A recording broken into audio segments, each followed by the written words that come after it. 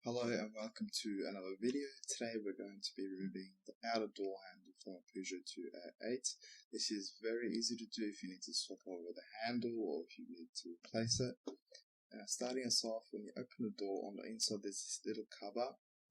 You will just need to remove the cover, and on the inside there is a torque screw, which is a T15 or T20.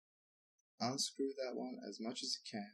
It won't come out all the way, but you'll know when it's pretty much off, and then pull the door handle out like that. And while you're doing that, the part or piece of the handle with the lock barrel, just get in between, it should come out. And next, slide the handle backwards and then pull it out, and putting it back on is basically the same thing but in reverse.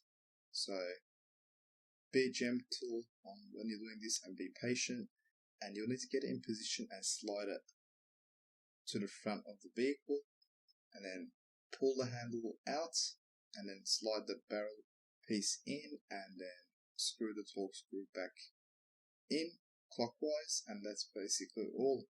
Thank you for watching. I hope you found this video helpful. Don't forget to like, comment and subscribe, and we will see you in our upcoming videos.